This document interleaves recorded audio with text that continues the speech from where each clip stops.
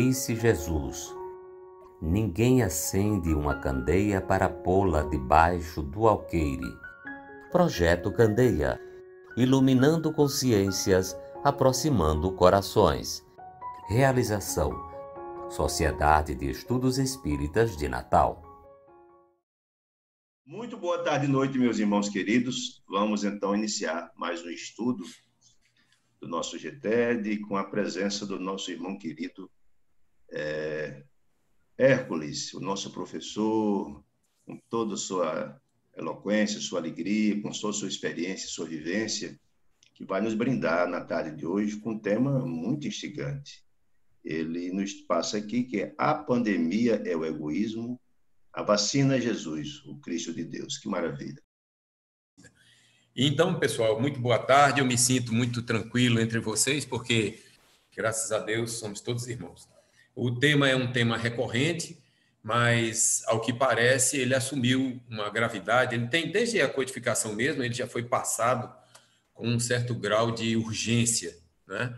A ponto dos espíritos afirmarem que todos os nossos vetores, todas as nossas preocupações, que tudo, né? A primeira prioridade, vamos dizer assim, do espírita deveria ser combater essa chaga, né? Aqui no capítulo 11º do Evangelho segundo o Espiritismo, Kardec, os espíritos já disseram a Kardec, no egoísmo é, pois, o alvo para o qual todos os verdadeiros crentes devem apontar suas armas, dirigir suas forças, sua coragem.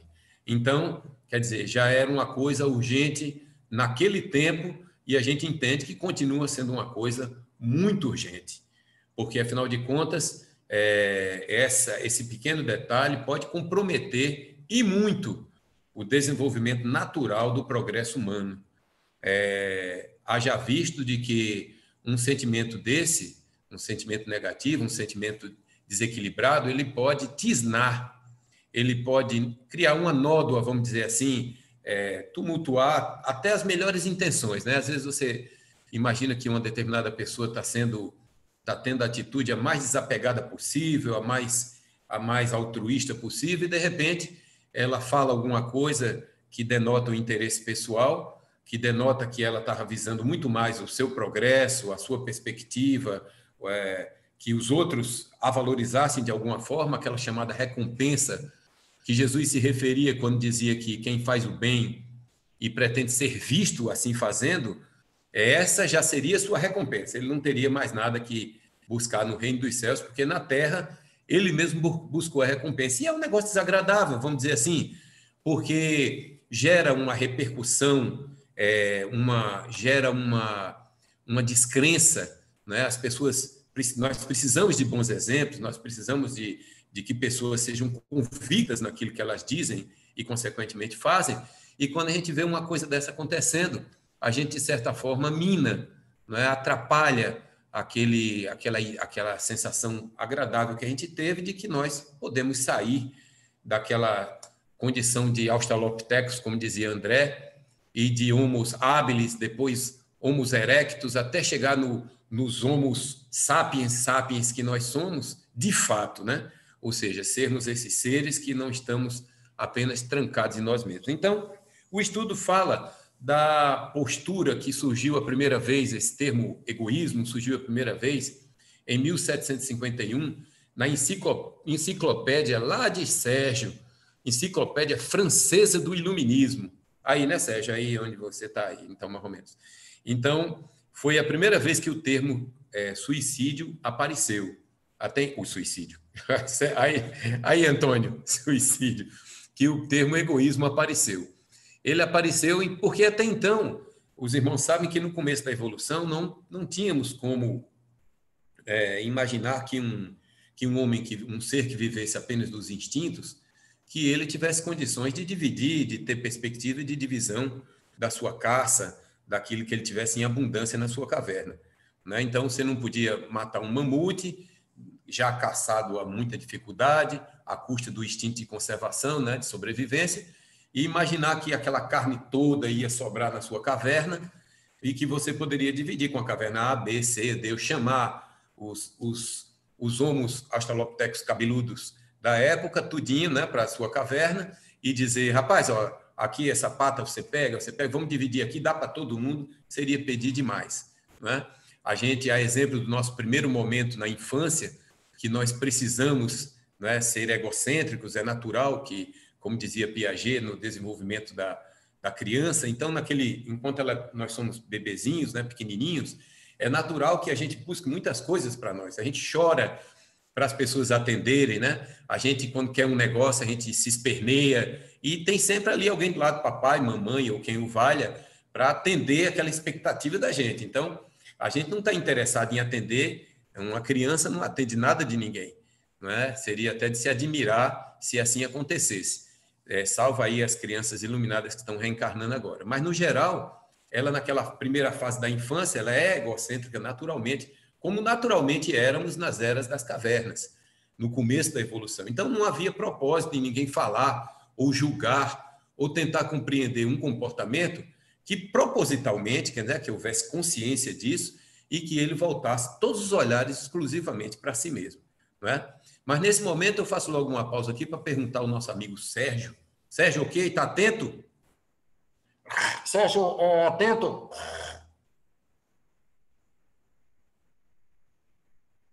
Sérgio, atento? Microfone. Eu dizia que já chegou aqui do outro lado. Já chegou, a sua mensagem já chegou aqui. Sérgio, rapaz, tu tá até mais bonita aí na França, viu? Sério, viu? Mas são seus olhos. A amizade faz isso. É um negócio refiné. Sérgio, nos diga, qual é a perspectiva que a filosofia tem com relação a essa origem, esse começo? Como é que esse egoísmo é visto aí pela ideia filosófica? Nos dê uma luz assim rápida da situação. Joia. Bom, primeiramente queria saudar aqui todos os meus amigos aqui da sociedade, saudades de todos vocês. Niná ficou muito bem esse corte de cabelo, já vou logo dizendo. Caiu muito bem, ficou muito bom mesmo. Adoro ver esse ângulo que o Gilvan fica, porque dá a ideia, ele fica olhando no horizonte, assim, meio de lado, né? Evoca aquela figura mesmo do mestre, né? Que está absorto nos seus pensamentos. Você é pastorando foguete, rapaz. Pastorando foguete. É a turma que vê longe, meu amigo, a turma que vê longe. Não é? Albaniza, querida, está aí, ó, Sávio. Iluminata, que nos brindou com várias imagens lindas do pôr do sol, na praia, Francisco de Assis, grande amigo. Então, está todo mundo aí. O Neffer vi agora há pouco, né, que fez a prece para a gente.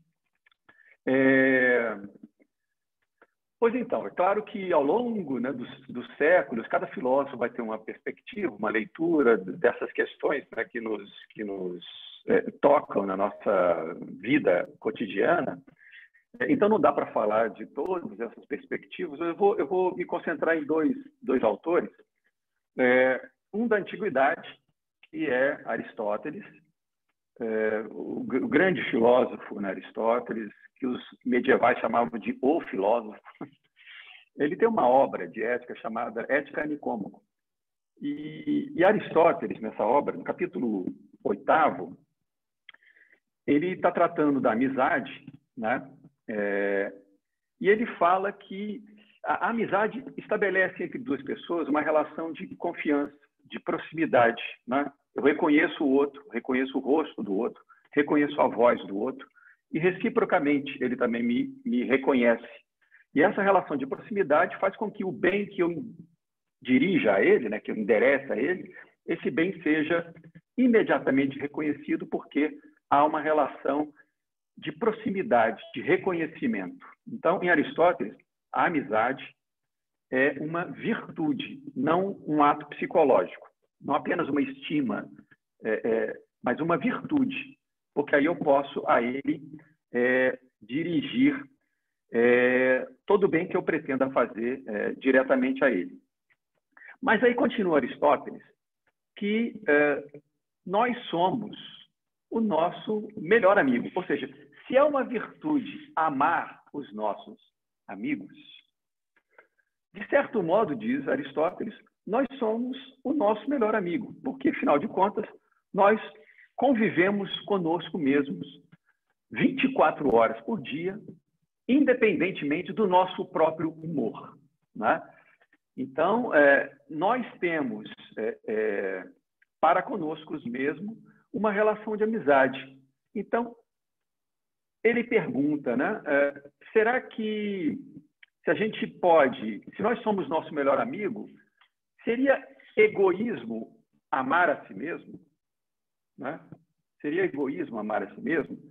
Ele vai dizer que não.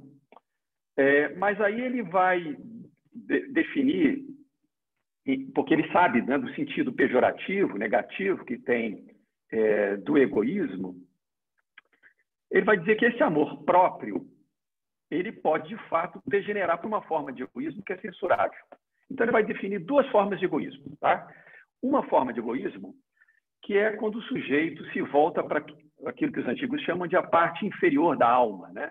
Que nos liga à terra, que nos liga às coisas materiais. Né? E essa forma de egoísmo é quando o sujeito busca atender a esses apelos mais inferiores. Né? Então, ele quer gozar os prazeres mais terrenos, né? Ele quer se ligar a coisas que nos prendem a essa parte inferior da alma. Esse tipo de egoísmo é, portanto, censurável, né? Ele é reprovável. Mas Aristóteles vai dizer também que, se nós somos o nosso melhor amigo, né, nós podemos também, por outro lado, dedicar todo o nosso esforço, a nossa energia, o nosso interesse em buscarmos a sabedoria, a justiça, buscar desenvolver a nós mesmos, desenvolver os nossos talentos, progredir, a gente poderia dizer, de certo modo. Né? Então, ele diz que essa outra forma de egoísmo, ela é elogiável. Né? Ela é elogiável. Então, veja, ele diz que há dois tipos de egoísmo. Um egoísmo é aquele em que eu busco puramente fruir algo que me liga à terra e que é o egoísmo que a gente está acostumado a considerar. Né? Eu só quero coisa para mim, eu coloco a minha pessoa em primeiro lugar e pouco importa o que eu faça com isso, eu quero apenas usufruir disso para mim mesmo. O que ele chama de outra forma de egoísmo é o que abre a porta para o amor próprio, que é quando eu busco empregar todas as minhas energias em adquirir sabedoria, em crescer, etc. Ora, precisamos pensar o seguinte: os antigos não tinham ideia de individualidade, de indivíduo. Né? Os estudos antropológicos, históricos e filosóficos apontam para essa ideia. O grego antigo não tem ideia de si mesmo como indivíduo, destacado do grupo. Né? Um grego antigo, a imagem que ele tem de si mesmo é aquilo que é refletido pelos outros, é o olhar do outro. Então, eles não têm ideia de indivíduo. Isso que o Aristóteles está chamando de egoísmo positivo, na verdade, é o que a gente hoje chamaria de individualismo. Né? Que é o sujeito, é um individualismo bom, porque também tem um individualismo pejorativo. Né? É o que os franceses chamam aqui de individualismo feliz, que é quando o sujeito busca desenvolver a si mesmo, busca realizar os seus projetos, né? Tem ambições, e as ambições dele são legítimas, elas geram bem para a humanidade, etc. Então, isso que ele está chamando de egoísmo positivo, a gente chamaria hoje de individualismo feliz ou individualismo positivo.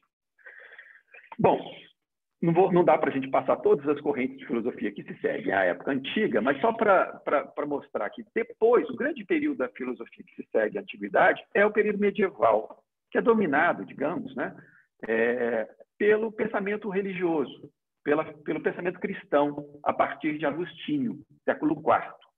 Ora, aqui é fácil a gente entender que toda a forma como o sujeito se entende no mundo é baseada nos princípios, na teologia, na cristandade. E aí é óbvio que o pensamento cristão vai condenar o egoísmo. Não é? Mas, nesse caso aqui, ainda não há uma consciência da própria individualidade. Então, o sujeito não é egoísmo, não é porque ele entende que não deva ser. Ele não é egoísta porque ele tem medo, porque é um pecado, porque ele não quer ir para o inferno.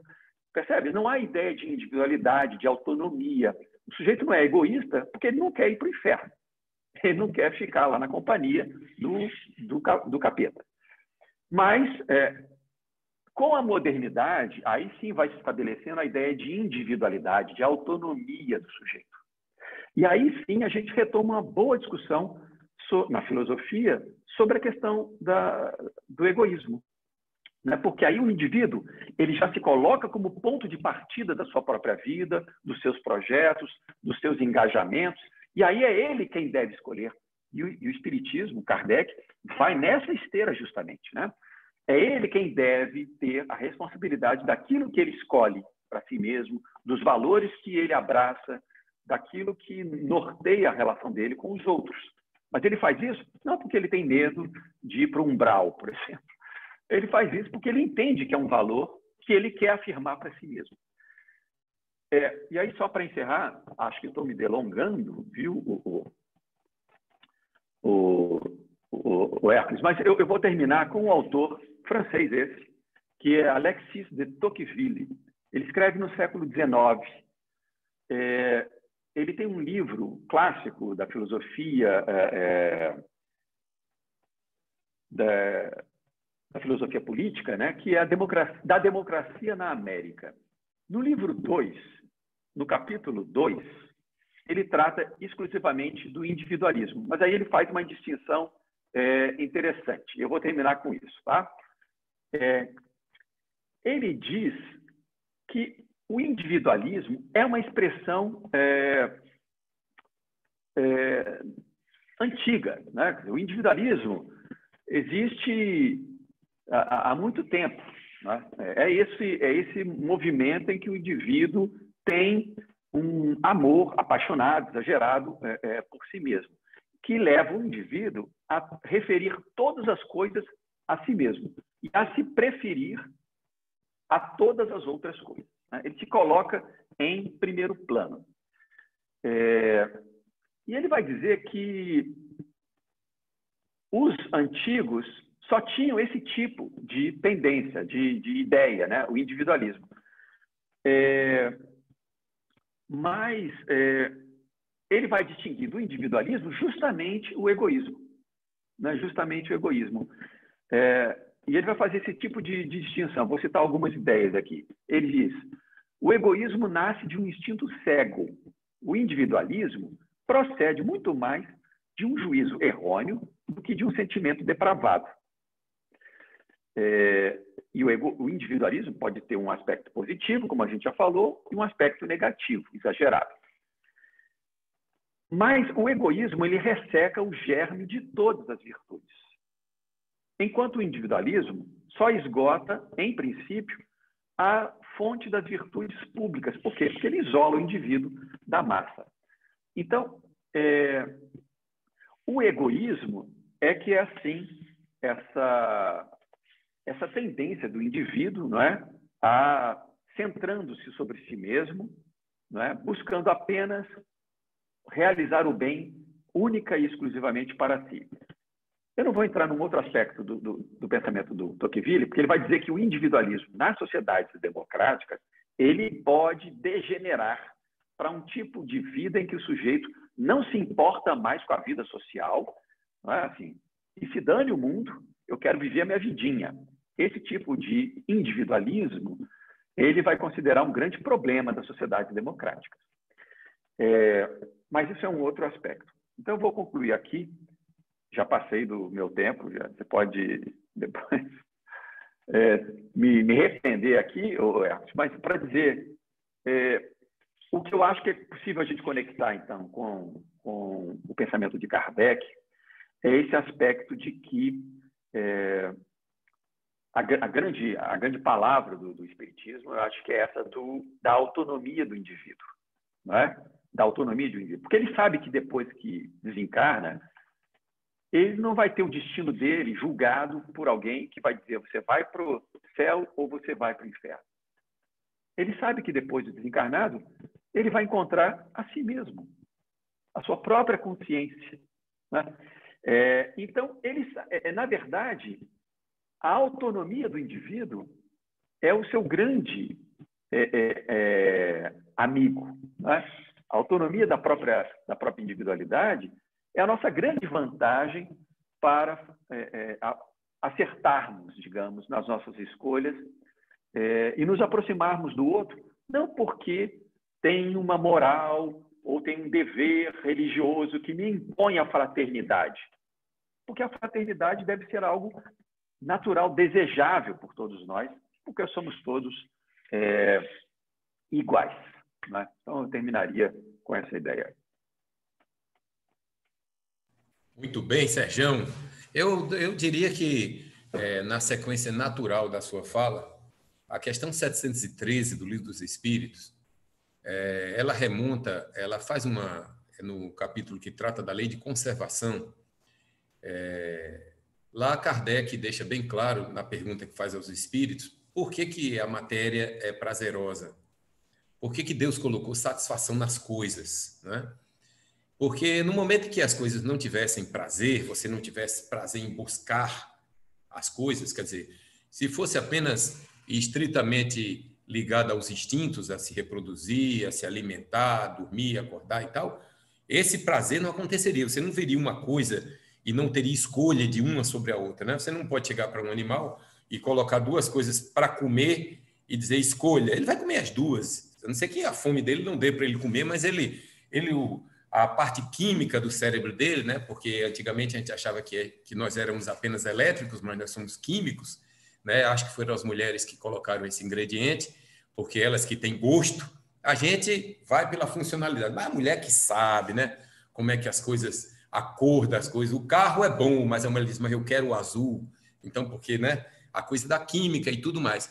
Então, o prazer pelas coisas, ele foi fazendo com que o homem, porque parece-nos razoável que quando Jesus, nesse mesmo capítulo 11, quando foi perguntado, diziam que foi para tentar Jesus, qual é o maior mandamento, né? E Jesus disse, amarás a Deus sobre todas as coisas, com toda a sua força, com todo o seu entendimento. Esse é o primeiro mandamento. E aqui o segundo, amarás o teu próximo como a ti mesmo. Querendo dizer que esses 3 pontos, Deus, o próximo e você, formariam, portanto, na geometria, 3 pontos formam um plano, né? Uma reta e um ponto formam um plano também. Então, esses 3 pontos formariam uma base de um plano que seria praticamente o retrato da gente. O retrato da gente. Então, por exemplo, quando você despreza a si mesmo, quer dizer, quando você cai no descuido de entender que egoísmo é você se autodesprezar, entendeu? É como se algumas pessoas dizem, não, eu tenho que ter o total esquecimento de mim mesmo. Isso é típico dessa fase que você se referiu, pós-Santo Agostinho, porque nós vamos ver várias frases de cristãos, não é? Paulo, por exemplo, dizendo, já não sou eu quem vive, é o Cristo que vive em mim. Quer dizer, que Senhor, que queres que eu faça? O tema agora da Conferência Espírita lá da Federação. É assim, muito aquela ideia de eu me esquecer de mim mesmo e fazer tudo aquilo que os outros queiram que eu faça. Mas evidentemente que isso não acontece. Evidentemente que isso não é possível. Porque se você se esquecer e viver em função dos outros, o que é? Você vai viver em função do que os outros comentam, dos que os outros acham de você, do como os outros avaliam você. E como é que você vai ter o retorno dessa avaliação o tempo todo? Então você não pode atropelar o primeiro ponto desse plano, que é você. Então, você falou em filósofo, eu me lembrei de Ken Wilber, que você deve conhecer bem, um filósofo contemporâneo, muito traduzido, muito lido, né? Nós tivemos chance de nos aproximar de algumas obras dele. Ele coloca que existem 3 estágios, né, no ser humano. A consciência egocentrada, a socioconcentrada e a transpessoal, já que ele é ligado, né, à concepção transpessoal da psicologia. Eu achei interessante a forma como ele colocou, porque ele diz assim, ó, você é egocentrado na época em que você tem que buscar as coisas para você e é importante que você exista. É importante que você seja, é importante que você busque o seu crescimento, é importante que você se constitua. Né? Você olha, por exemplo, o Divaldo Franco. Né?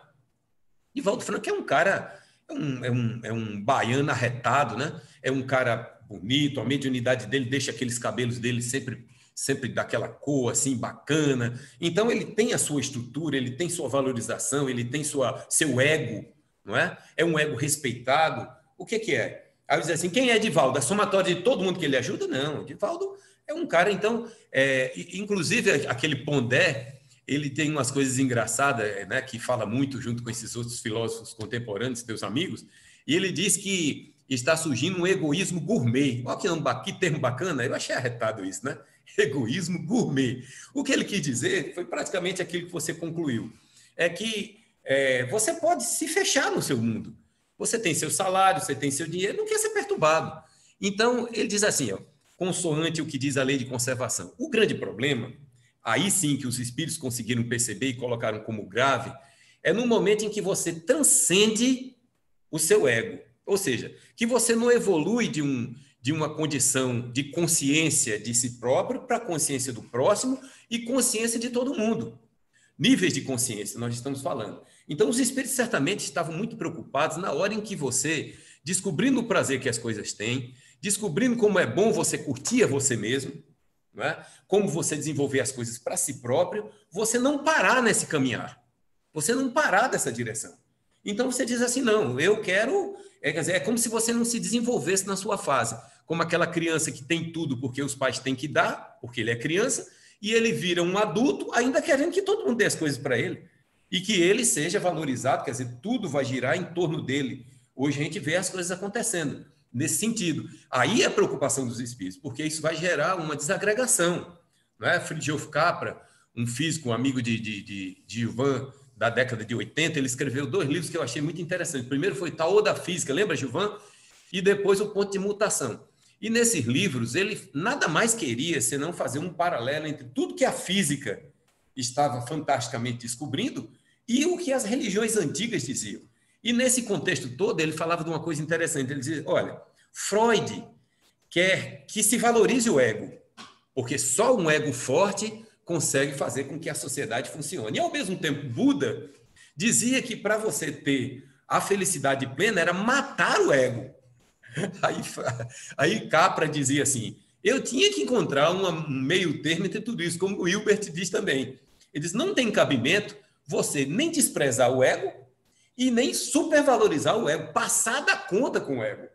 Entendeu? Então, eu me lembro muito bem de uma música de Milton Nascimento, quando ele dizia assim, abelha fazendo mel vale o tempo que não voou. Eu sempre me lembro dessa frase assim, né? Porque o que ele quis dizer? Ele quis dizer que, vejam, a abelha fazendo mel vale o tempo que não voou. Era de se esperar que ela estivesse voando lá no vespeiro e tarará, cuidando, fazendo aquela zoada toda, aquele bater de asas. Mas tem hora que ela está fazendo mel. Né? Então, quer dizer, o que a frase quis dizer é que uma coisa compensa a outra. Né? Eu me lembro muito lá de casa que papai, por exemplo, nós somos seis irmãos, e papai foi um dos homens mais inteligentes que eu já conheci na minha vida. Eu digo muito para ele, eu digo, papai, o senhor, para mim, eu nunca convivi com um homem inteligente como o senhor. Papai era daqueles caras que, se ele não tivesse fazendo mel, ele teria sido doutor, pós-doutor, um Sérgio da vida assim, um Gilvan, esses caras assim, sabidão e tal, né? Mas ele tinha que fazer o mel, né? Ele tinha que cuidar dos filhos, ele tinha que chegar em casa, e quando a gente morava em Itajubá, lá no sul de Minas, que era um frio danado, ele tinha que chegar e fazer pacotinho de todos os filhos. Ele pegava aquelas mantas do quartel e ele fazia um rolinho com a gente. Colocava a gente dentro, fazia um rolinho e colocava os grampos de fralda e a gente ficava preso ali. Ali você urinava, ali você fazia tudo, todas as suas funções dentro daquele pacotinho. E ele tinha que fazer 6 pacotinhos, né? Além de dar um beijinho nos pacotinhos, além de tarará, e ainda ter que cuidar da madame e ouvir todas as queixas e as malcriações dos 6 pacotinhos. Né? Então, aí eu dizendo para ele, se ele não tivesse que estar fazendo mel, ele estaria voando, como muitos outros. Então, eu vou passar agora para uma outra pessoa do nosso grupo, a qual eu vou fazer também uma pergunta desse tipo. Porque o egoísmo, essa manifestação que passa da conta, que passa do ego, não é? Que deixa de perceber as pessoas para perceber a si mesmo, do momento em que ela sai da condição individual, que hoje a gente pode até notar, né? A gente está nos relacionamentos, aí a gente vê aquelas pessoas que não conseguem de jeito nenhum ser empáticas, né? Não conseguem ver o problema, a dor do próximo, e quando vê, desvaloriza. Eu tenho um amigo que ele tem uma marca assim, egoísta, que é uma coisa impressionante. Primeiro, você não consegue falar nada para ele é quem fala tudo. E ele fala uma coisa atrás da outra, porque se ele der um espaço, você desiste da conversa com ele. Além dele ser sabido em todas as áreas, em todos os setores, só ele tem problema. Só ele tem problema. Se você disser, eu estou com uma dor, quando você apontar, ele já relaciona uma dor geral, completa. Então, e se você falar de um problema de outra pessoa, ele diz, não, mas ali era besteira. Ali era bobagem. Eu digo, como assim era bobagem? Ele diz, nada, rapaz, aquilo ali é porque ele complica muito, aquilo é um cara complicado. Eu digo, ele é complicado. Quando chega na vez dele, não, aí o problema é show de bola. Eu quero passar um pouquinho a palavra para a nossa irmã Niná, porque chega uma hora em que o egoísmo acaba atacando a família também, como colocou o nosso Wilber, quando falou que você diz de consciência egocentrada, você pula para sócio-centrada. Aí você começa a olhar as pessoas em derredor, você começa a olhar a sua família. E cá para nós, viu, Nina? Antes de fazer a pergunta que eu quero lhe fazer, eu estava lá no hospital e eu disse assim, a uma senhora muito sofrida, né, tinha feito uma operação daquelas que a céu aberto, daquelas que abre assim, e ela gemia, e eu conduzia essa mulher até o Valfredo, e o médico irritado com a gritaria dela, com o gemido dela, sabe? Aí eu cheguei perto dele e disse, doutor, será que o senhor poderia dar uma palavra com a nossa amiga, que ela está muito sofrida, com muita dor? E ele disse assim, rapaz, eu cuido da minha família, é tudo que eu posso cuidar. Eu não sou Jesus, você está achando que eu sou Jesus? Niná, dá para a gente sair da família, dá para o nosso senso, o nosso ego, a nossa estrutura de autopercepção, quando começamos a nos relacionar com os queridos de dentro de casa, será que esse sentimento, será que ele não seria o suficiente? Ele não prende a gente dentro do lar? Será que dá para passar do lar? Bom, que dá, né? Agora, depende do caminhar de cada pessoa, né? Depende do caminhar de cada criatura.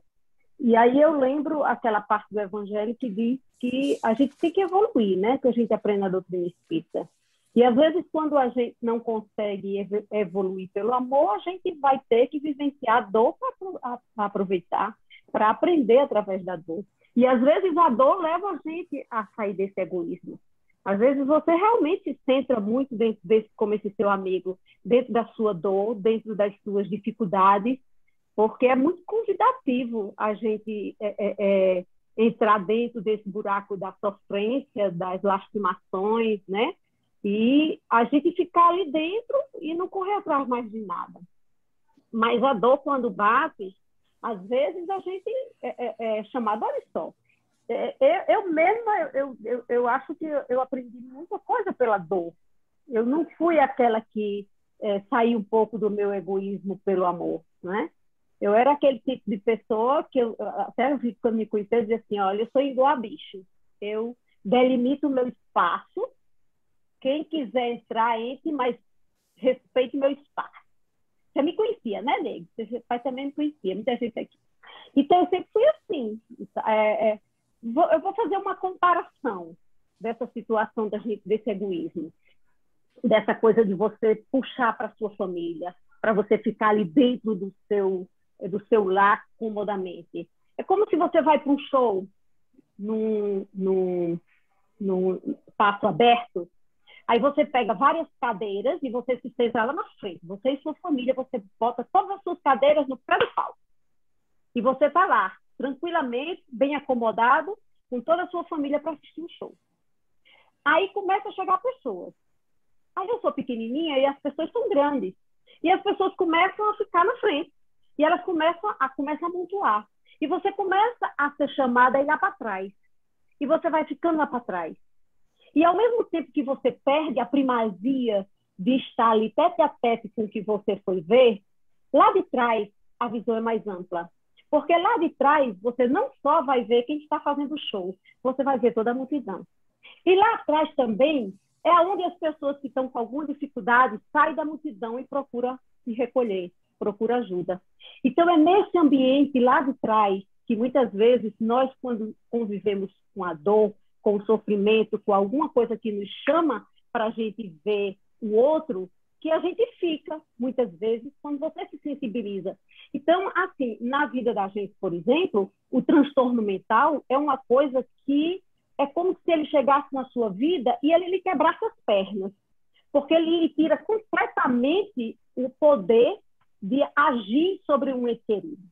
Então, isso lhe sensibiliza de uma forma que você sabe que é uma coisa tão difícil que quando você vê outras pessoas passando por aquela... É inevitável que você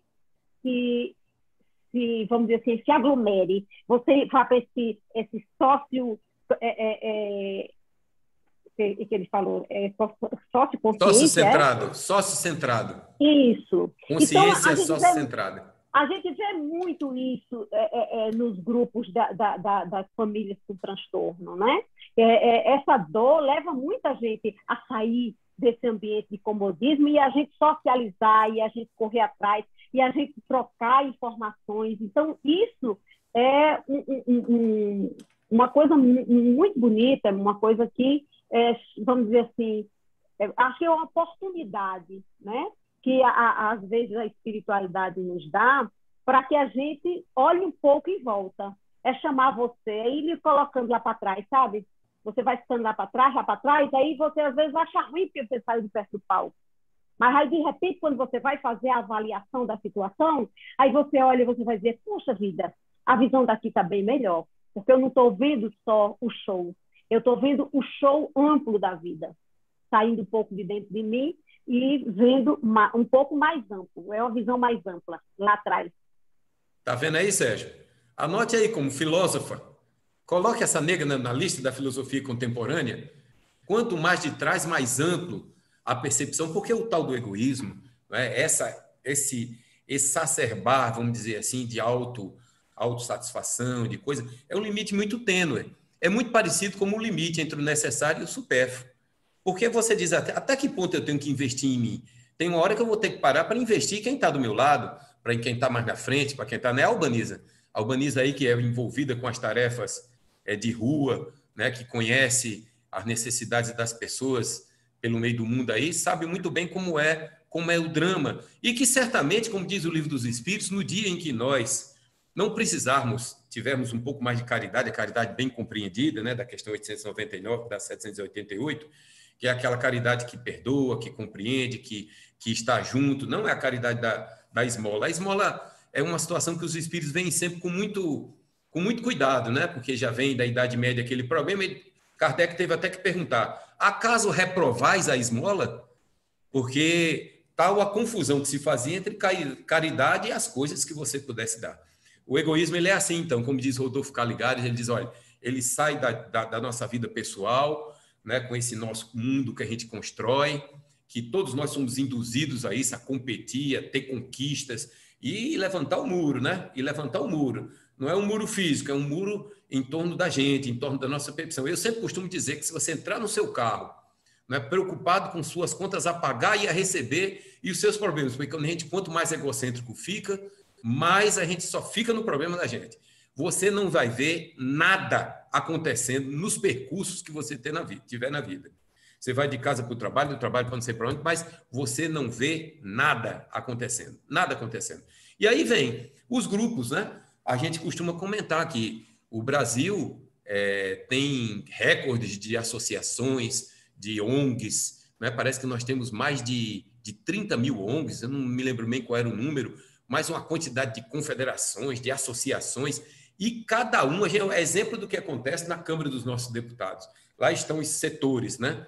As frentes de não sei o quê, os interesses de não sei o quê, os interesses para lá, interesses para cá, os interesses todos puxando. Ora, como é que uma sociedade tão cheia de associação, de agremiação e de ONG pode ainda ser, como diz existe um medidor, não é exatamente um medidor, mas é um índice que é feito no mundo inteiro, chamado World Giving Index, que na realidade é o índice de bondade, como o pessoal chama, que aqui no Brasil quem cuida é o Gallup, o Instituto Gallup, e há mais de 10 anos que eles têm averiguado ao longo do mundo a bondade dos países.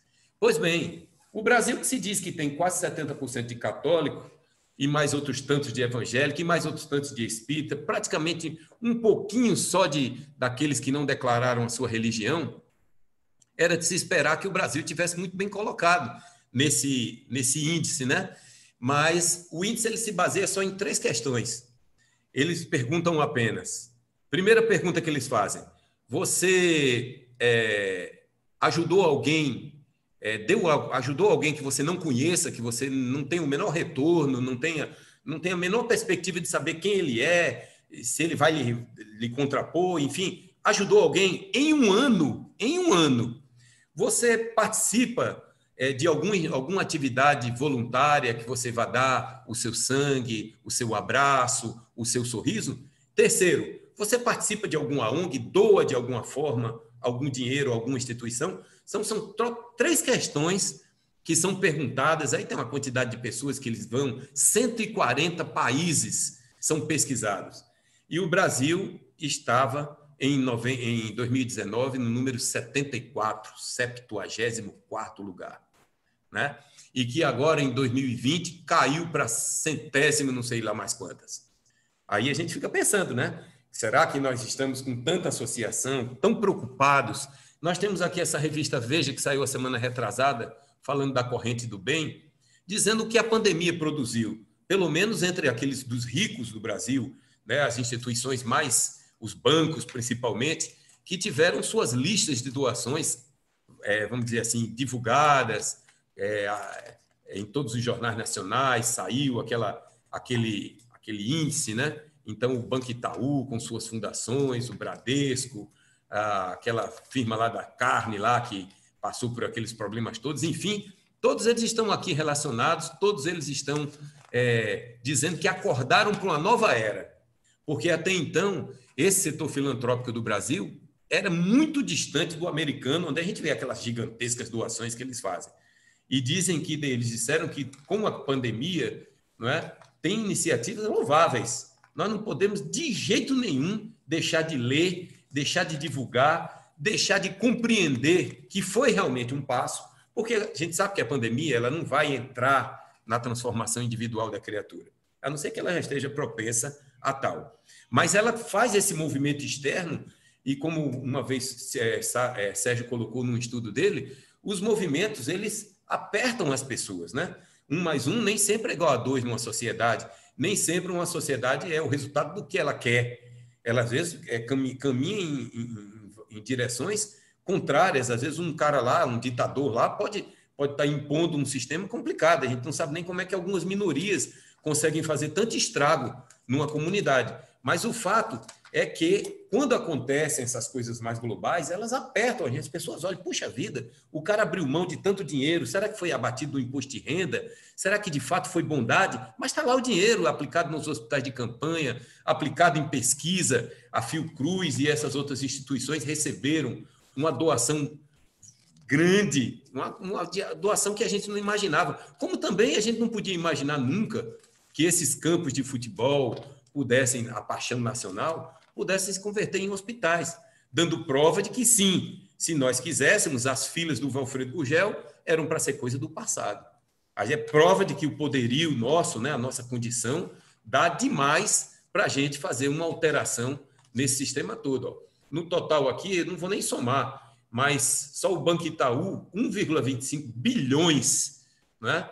A Vale do Rio Doce, 500 milhões, JBS, tarará. É tipo da coisa, está aqui o nome deles, está aqui a tentativa de dividir esse lucro, né, de passar esse dinheiro para frente. A gente sempre comenta, o pessoal, a turma gosta de dizer assim, rapaz, você tem umas coisas assim de ficar comparando banco com escola. Eu digo, porque a gente nunca viu o teto de uma escola cair, de um banco cair. Eu nunca vi dizendo assim, rapaz, deu uma chuva, derrubou o telhado do banco. Eu nunca ouvi falar nisso. Agora, telhado de escola, a gente tem visto cair o tempo todo. E eu não sei por que um banco é mais importante do que uma escola. Eu nunca entendi por que um banco é mais importante do que uma escola. Mas isso é fruto desse momento em que você começa, as coisas vão sobrando, vão passando do seu limite, do seu necessário, né? Do seu ego, da sua doação, da sua capacidade de doação, e você não se apercebe disso, do seu comprometimento com a consciência mais plena. Então, o Livro dos Espíritos, a partir da questão 913, que trata dessas questões do egoísmo, ele diz uma questão muito séria. Ele diz que o egoísmo está nas nossas leis, está dentro das nossas leis. E aí, para tocar nesse assunto das leis, eu vou fazer uma pergunta ao nosso irmão Nefé, ou Nefer. É Nefer ou é Nefé? É Nefer, meu amigo. É Nefer. Nefer, você que é do ramo do direito, você que é um advogado militante, praticante, não é, que entende de leis, pelo menos mais do que eu, muito, nos diga aí para nós. Me diga uma coisa, como é que a gente consegue ver esse tal desse egoísmo dentro das leis? É o egoísmo que está dentro das leis ou é a prática das leis que é o egoísmo? Boa tarde mais uma vez a todos. Aí é um ponto importantíssimo, porque a gente sabe que na história as leis elas avançam. De vez em quando vão avançando conforme até o progresso intelectual, progresso moral das sociedades. Só que a experiência que eu tenho atuando no ramo do direito, dá para perceber exatamente que a prática, colocar em prática essas leis é que está sendo um pouco complicado. Então, assim, no passado, de fato, muitas leis tinham um egoísmo ali, porque os mais fortes quem escreviam essas leis. Né? Com o passar dos tempos, isso foi modificando. Então, assim, pelo que eu percebo, pelos processos que eu atuo, até por clientes meus que são tanto autores quanto réus em processos, a gente vê que o egoísmo e o materialismo está ainda muito enraizado na sociedade, nas pessoas. As leis são promulgadas, são colocadas em funcionamento e tudo, mas ainda demora um bom tempo para que as pessoas assimilem aquelas leis e coloquem em prática dentro da sociedade. Então, tem 3 ramos, até para exemplificar, em que eu atuo, que a gente vê muito isso. E o primeiro que eu coloco é a área trabalhista, onde empregadores e empregados vivem numa relação de rivalidade, numa queda de braço, cada um buscando o seu lado, sem se unir para buscar um bem-estar social, um bem comum, fazendo com que aquela empresa cresça e o empregado tenha o seu emprego. Então, isso na prática não se vê e vai parar sempre na Justiça do Trabalho, que foi uma criação de 1941, a Justiça do Trabalho. E justamente por questões da época, né, envolvendo disputas, lutas de operários, anarquistas italianos que vieram da Europa e começaram uns protestos, aí foi criada a Justiça do Trabalho em 41 e a CLT, que foi uma consolidação de leis que estavam soltas, consolidação das leis do trabalho, né, trabalhistas. Então foi feito isso em 1943. E de lá para cá houve reformas, né, e até houve uma recente também agora, buscando sempre alguma solução para melhorar, mas ainda, eu volto a dizer, as partes envolvidas no processo é que realmente tem em si o egoísmo e o materialismo muito arraigado ainda. Eu tenho um cliente, por exemplo, que pensa que é um coronel daquela antigo, de fazenda, da lei do chicote, que dava certo com o pessoal da época, com os mais velhos, mas à medida que as novas gerações chegaram, à medida que a informação chegou, os filhos e netos desse pessoal já não aceitavam, não aceita mais isso. E procuram a justiça. Então, é pela dor que ele vai tendo que se modificar. Né? E, ao mesmo tempo, tem empregados também que buscam, assim, provocar um auxílio-doença, de outras coisas. Então, assim, é uma relação predatória que precisa ser modificada. E vai, né? A gente sabe que, avançando, a gente vai chegar lá. Outra que é muito, que eu atuo bastante, é a questão do direito do consumidor, onde grandes empresas, fornecedores, também tinham em seus contratos cláusulas abusivas E aí, em 1990, foi instituído o Código de Defesa do Consumidor, justamente para equilibrar as relações, diminuir um pouco as injustiças pelo consumidor que era vulnerável. E da mesma forma, ainda chegam clientes, infelizmente, tentando procurar alguma brecha para não pagar alguma dívida, por exemplo. Então, o que eu quero mostrar assim que em ambas as partes existe esse egoísmo, esse materialismo. Tem em ambas as partes, né? Nessas situações, nas leis. E a mais triste para mim, o ramo que eu atuo, é direito de família e sucessões, onde eu vejo famílias se destruírem quando o pai e a mãe desencarnam e a gente tem que abrir um processo de inventário. Irmãos que brigam por poder, por bens, por administração e se destrói a família porque não tem conversa, não tem harmonia, não tem um pensamento comum. E por outro lado, a questão daquele pai que abandona o seu filho. E disputas judiciais mostram que muitas vezes buscam o lado material e não pensam muito no interesse do menor, da criança. Um pai que muitas vezes sequer vê o seu filho. Muitas vezes só tem o contato para falar sobre uma pensão ou alguma coisa assim. Então, isso é muito triste, mas é uma realidade muito próxima a nós. E que a gente tem que procurar sempre auxiliar. E é o que eu procuro fazer dentro da minha profissão, porque tanto da parte do pai quanto da parte da mãe, eu tenho clientes, né? Então, eu procuro sempre orientar dentro de uma forma de conciliação, uma forma em que haja um entendimento como família, mesmo separados, por exemplo, mas que haja esse entendimento e que seja em prol do bem-estar de todos, né? E é muito... eu acho, inclusive, que a nossa sociedade de estudos espíritas, a gente deveria ver mais esses casos práticos dentro da profissão de cada um e trazer para a gente poder estudar isso mesmo e ver como anda essa situação, em cada caso. Eu falei aqui na questão de leis de direito, mas tem vários amigos nossos aqui de outras profissões que podiam... Como está o ambiente de trabalho, né?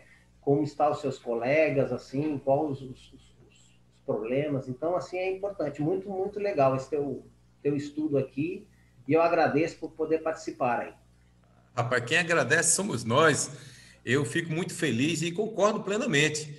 Eu sempre tive essa perspectiva de que cada um dentro da sua área, dentro da sua esfera de ação, porque se é verdade que o progresso vai acontecer em todos os setores, é verdade que o famigerado triste do egoísmo obstacula em todos os setores, né? Mas acho que a sua vivência, como o Niná falou da vivência dela, né? Como o Sérgio falou da vivência dele, como cada um tem uma participação aqui, é fundamental para a gente entender. Você veja aí como fica claro a distância que existe, né? O quão longe nós estamos, né? Que às vezes a gente está dentro de um centro espírita, conversando aquela fraternidade, amenidades, mas na hora do interesse pessoal, a coisa volta aos instintos. As pessoas não conseguem sequer explicar por que estão tendo uma postura como aquela. Como uma vez que eu participei do embate em que eu disse para a senhora, minha senhora, sua terra é tão grande, será que a senhora não poderia doar uma fatia, uma extremidade da propriedade para que esse pessoal que está na sua terra, espalhados, se concentrassem, ficassem ali, formavam uma vila ali, uma coisa? Não, me dê um motivo para eu dar isso. Eu digo, para resolver o problema. E, além disso, para que a senhora quer a terra? Qual é o motivo que um ser humano quer a terra? Aí, quer dizer, ela mesmo, não, depois eu fui conversar com ela em particular e tudo, e fui tentando sondar dela o porquê do apego dela, de onde é que vinha o apego dela e por que o apego sobre o total, não é? E veja, Hércules, que eu até esqueci de falar, só complementando, que a grande maioria dos meus clientes, eles são religiosos. São católicos praticantes, são espíritas, tem alguns, né, também, e evangélicos, mas só que nessa hora, quando sai, parece que quando sai do centro espírita, da igreja do templo, volta uma animalidade, parece, não dá para entender. Os ensinamentos que são proferidos lá não são colocados, não levam junto para sua família, para seu ambiente de trabalho. Então, isso aí é incrível a gente ver como... eu percebo porque eu procuro sempre puxar uma conversa assim, para a gente poder entrar num assunto mais amigável, né? Então, sempre, a maioria, grande maioria, é religioso praticante. Pois é. Você vê, então, nós não estamos falando de coisa do outro mundo, não estamos conversando sobre situações hipotéticas, né? Nós estamos falando sobre uma situação real e se realmente nós queremos. Por isso que os espíritos colocaram com tanta gravidade. Só para você ter uma ideia, né, Fé, dentro ainda dessa sua colocação, olha só o que foi que o espírito Pascal disse no Evangelho segundo o Espiritismo. Veja só, ele disse: o egoísmo é a negação da caridade. Ora, sem a caridade, não haverá descanso para a sociedade humana. Digo mais, não haverá segurança. Com o egoísmo e o orgulho que andam de mão dadas, a vida será sempre uma carreira em que se vencerá o mais esperto, uma luta de interesses em que se calçarão aos pés as mais santas afeições, em que nem sequer os sagrados laços da família merecerão respeito. Então, na realidade, todas as suas descrições foram exatamente o que Pascal disse. Veja que em 1864, não é? no século retrasado, o quão ainda difícil, porque, como diz o Livro dos Espíritos na questão 915, o grande problema do egoísmo é que ele está calcado no interesse pessoal. Então, a grande dificuldade é que você vai ter que desafiar a si próprio para vencer o egoísmo. A si próprio. Agora, por exemplo, eles colocam também que um dos grandes passos para avançar na direção dessa luta, dessa guerra santa contra nós mesmos, contra essa manifestação, essa exacerbação, né, do eu, né, dominando, querendo, e só para mim e tal, e não podemos perder aquela sensação do mais esperto e tudo mais, estaria passando pela modificação do nosso sistema educacional. Uma vez uma pessoa dizem que a educação é a mudança do futuro do Brasil e do mundo, mas, pelo que eu percebo, na Câmara dos Deputados e dos Senadores, quase todo mundo é formado, lá tem até mestre, doutor, e aí, como é que fica a situação toda? Então, eu queria passar agora a palavra, fazer uma pergunta a um componente ou outro do nosso grupo, e eu queria ouvir dele como é que ele entende que a educação pode vir a ser esse impulso, não é? Essa mudança que os espíritos se referem. Adriano Câmbio? Opa! Adriano, então eu vou repetir assim a pergunta, certo, Adri? Já que os espíritos colocam que a educação é na educação que está o começo da retomada, né, do pushing para a gente mudar o mundo, porque a gente tem que mudar nós mesmos, né? Tem que mudar a forma como a gente vê os interesses, porque há o detrimento do restante das pessoas, o restante da sociedade, o restante do mundo. Então, como é que é a sociedade? Como é que você vê isso, Adriano? Você como educador, como pessoa da área. Inicialmente, aí os amigos e amigas, e elogiando essa dinâmica, Hércules. É muito interessante a forma como está sendo conduzido o estudo, né? Porque, de fato, mexe com todos nós e cada um dentro de uma visão, dentro de uma perspectiva diferente. A rigor, aqui, todos que me antecederam já responderam em parte, e você mesmo, né, já sinalizou para algumas coisas. Bom, qual seria o ponto de vista da educação? E aí a gente tem que entender que a educação não é a mesma coisa que a pedagogia. Então, a gente precisa deixar claro isso e não confundir educação com pedagogia. Então, educação pressupõe um processo contínuo, né, que transcende até mesmo os muros da escola. Já a pedagogia, que é entendida como um método, não uma metodologia formal para se levar conhecimento aos educandos, aos alunos, às alunas, numa perspectiva formal de ensino-aprendizagem. Então, a gente tem que entender a educação formal, no espaço escolarizado, e a educação informal, que acontece no tecido social, em todas as esferas, a partir da família. Então, se nós pudéssemos sintetizar isso, essa sua questão, Hércules, a gente deveria entender a educação como um meio através do qual, né, os hábitos, as práticas, os costumes, os valores de uma comunidade são transferidos de uma geração para outra. Então, o que é que eu quero dizer com isso? É que a educação vai se construindo, vai se firmando através de situações presenciadas e experiências vividas por cada sujeito ao longo de sua vida. Por essa razão, a importância do exemplo, que tanto se fala, não é o exemplo no ambiente doméstico, no ambiente do lar, porque a criança, e você falou logo no início do seu estudo, né, desde as primeiras idades, passa a vivenciar aquela fase como conhecida de egocentrismo, como os teóricos do comportamento, os teóricos da educação vão dizer. Então, a criança passa a espelhar as suas referências no instante em que vê o seu pai, a sua mãe, desenvolvendo comportamentos e atitudes. E aí, aqui não cabe de jeito nenhum, é aquela coisa do faça o que eu digo, mas não faça o que eu faço. Isso não cabe em situação nenhuma, e muito menos para nós espíritas. Então, o que é que eu poderia dizer? Que o sujeito egocêntrico costuma ser visto como aquela pessoa que considera apenas a própria opinião como válida. Isso o Hércules já falou, né? Sérgio também, e pior, e que se vê como superior aos demais. E o mais interessante é que muitas vezes o egocêntrico afasta até mesmo outras pessoas. Acho que aqui todos nós temos exemplos disso, né? Por quê? Porque muitas vezes se considera autossuficiente. Hércules disse, né? Aquela pessoa que sabe tudo e que não admite muitas vezes algo que venha chocar com seu ponto de vista.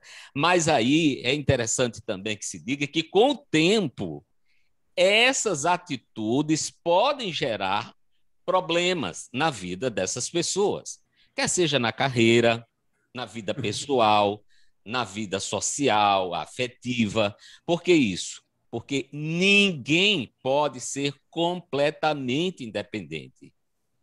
Pessoal, nós somos seres gregários, isso é uma prerrogativa, e que necessariamente precisamos das outras pessoas no nosso dia a dia. Então, a gente não pode ficar pensando de que o universo gira todo em torno de nós. E saber viver em sociedade, que é outra palavra que também foi elencada aqui no estudo de hoje, significa cultivar bons relacionamentos e ter empatia. Essa palavra está muito em evidência nos dias de hoje. Ter empatia. E isso faz muito bem para todos nós. Então, aprender a falar, aprender a ouvir, aprender a enxergar a opinião alheia, tudo isso, pessoal, é essencial, não é? Então, o que eu poderia, em síntese, dizer, Hércules, resumindo, é de que a educação pressupõe o quê? Uma ação transformadora. Não há educação sem mudança. A educação pressupõe uma ação transformadora, porque é da natureza e é da filosofia do processo educativo.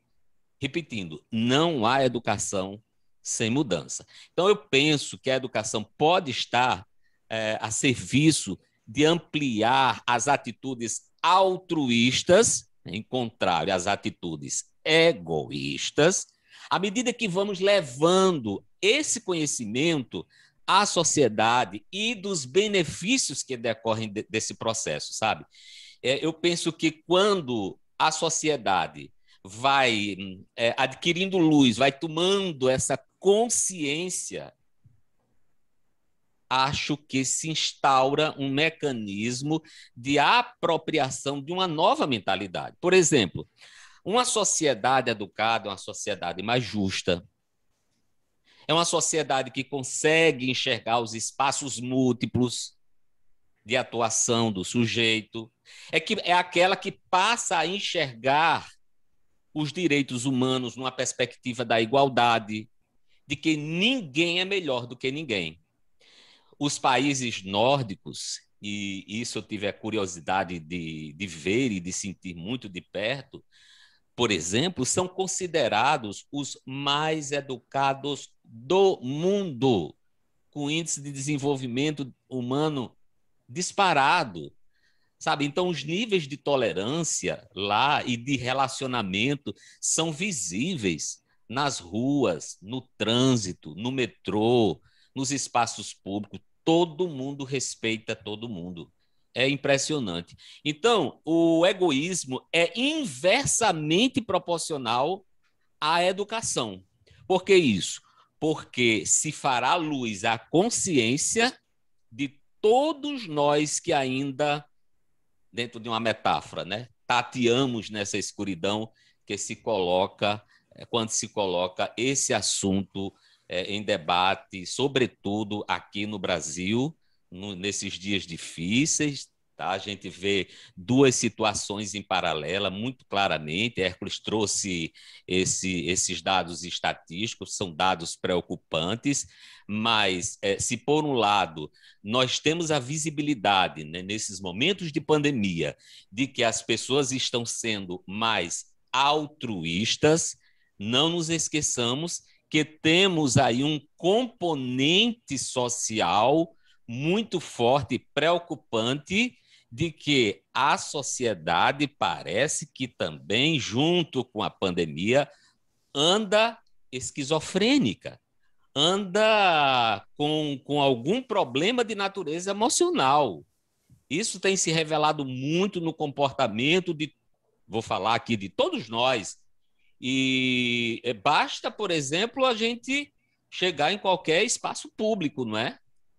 Qualquer espaço público. E se vocês me permitem, só para citar um exemplo, como eu entrei nesse pânico de pegar a Covid, acho que todos nós, pessoal, eu fui aqui na padaria, e não faz muito tempo, bom, eu estava lá na padaria, e a padaria também, além do pão, oferecia o jantar lá com aqueles pratos, e todo mundo respeitando as regras de distanciamento social, com as precauções. Eu com 3 máscaras aqui no rosto, com 2 litros de álcool aqui, um em cada mão, e entra um senhor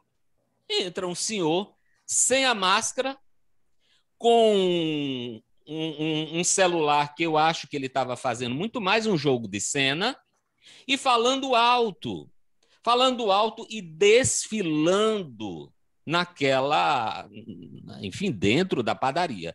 Olha, eu entrei numa agonia desesperadora e eu fui falar para ele, senhor, por favor, dá para colocar a máscara? Como ele estava supostamente numa ligação, eu fiz o gesto, né? Ele simplesmente desconsiderou e eu fui, então, chamei a gerente do local, e quando ele me viu me viu dirigindo a essa gerente, ele simplesmente saiu da padaria, tirou a máscara que estava em seu bolso e colocou no seu rosto. Então, são situações como essas que a gente não entende, sabe, Hércules? A questão do egoísmo é você achar que está no direito, em detrimento da saúde coletiva, fazer o que você acha, o que você bem quer. Não, a educação está aí para que a gente possa enxergar numa prática que é coletiva, uma prática que deve ser disseminada socialmente, para saber até onde vai o limite de cada um. Eu penso mais ou menos assim, Hermes. Então, Adriano, a gente pode entender que se no futuro a disciplina solidariedade 1, 2, 3, 4, aplicada, avançada, e o próprio, além da solidariedade, também a empatia poderia ser estudada, empatia básica, empatia avançada, empatia, porque algumas pessoas até se dizem, né? O cara vai, é inteligente, o pai e a mãe já são médicos, aí ele vai, passa em medicina e o pai já monta aquela clínica e ele monta aquela estrutura na cabeça dele e tudo mais, e a gente fica olhando como as coisas foram delimitadas, né? E ele pode até depois se gabar, como eu vi um dizendo, não, eu nunca estudei solidariedade. Eu nunca estudei na faculdade nada que me colocasse na minha cabeça a obrigação de me ter que envolver com quem eu não conheço, com quem eu não quero bem, né? Como dizia Jesus, fazer o bem a quem só lhe quer bem, porque o egoísmo ele tem essa característica. Você vai formando a sua patota, você vai formando o seu grupo e você não aceita que entre naquele grupo ninguém diferente. Um dia desse, eu tenho um amigo meio complicadozinho, sabe? Aí, de vez em quando, ele aparece aqui pela empresa. Quando ele está com muito problema, ele aparece aqui pela empresa, né? É daqueles que não deixa ninguém falar, né? Ele só chega com um problema e fala do problema, fala do problema. Acho que ele entendeu que eu sou um ouvinte, mais ou menos. Então, eu fico escutando ele falar, fala. Às vezes eu não digo nem muita coisa, não.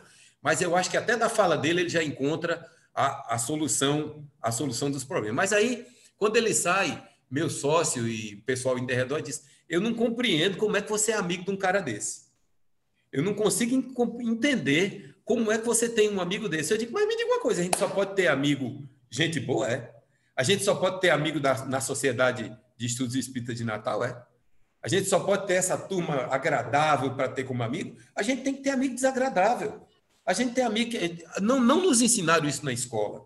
A mãe e o pai da gente... Aí eu preciso fazer uma outra intervenção rápida. Sim. Porque nenhum diploma vai assegurar uma mudança àquele sujeito. Então, não é o fato de ele estar fazendo uma faculdade, ou de ter mestrado, ou de ter doutorado, ou de ter pós-doutorado, que isso vai assegurar que esse indivíduo é um indivíduo educado. Não tem nada a ver. Mas deveria, eu estou querendo né? trocar em miúdo, que um analfabeto pode ser muito mais educado no sentido lato da palavra do que um pós-doutor. Percebe? Tem então, nada a ver. Mas faculdade mas, Adriano, é uma concepção muitas vezes equivocada da nossa parte, né? Sei. Então, é por isso que eu fiz logo a distinção entre pedagogia e educação. Perfeitamente, né? Adriano, mas quando os espíritos se referem a que só a educação, que em vez de formar, né, inteligências, formem corações, modifique condutas, posturas e tudo mais, de onde é que vai sair essa educação? Exatamente. Então, não significa dizer, eu quero deixar claro aqui, que alguém, por exemplo, que porventura esteja fazendo ou uma faculdade, ou depois de ter passado por todo o seu processo de escolarização, não seja um indivíduo educado, porque pode decorrer, sim, de todo esse mecanismo, de todo esse processo, mas são duas situações distintas, tá? A aquisição do conhecimento especializado, não é? E a educação informal, que essa sim deve, como a gente diz, deve vir do berço, né? Veio do berço. Mas, Adriano, você que atingiu, posso dizer assim, os pontos quase que culminantes dentro da sua carreira de professor, você não vê nenhuma possibilidade de conexão entre a universidade, o segundo grau, o primeiro grau, o maternal, aos ensinos que efetivamente incomodem os defeitos morais? Sem dúvida, Hércules, mas isso está diretamente relacionado a quem está na condição de As políticas educador, públicas. de educador, entendeu? Então, é diferente. Alguém, um professor, uma professora, e aqui nós temos um bocado aqui, não só da universidade, mas, por exemplo, a Albaniza é professora do ensino fundamental, ensino básico. Então, alguém que está lá e que reconhece esse valor na sua própria vida, gente, é diferente a forma como você conduz. Quer um exemplo? Paulo Freire.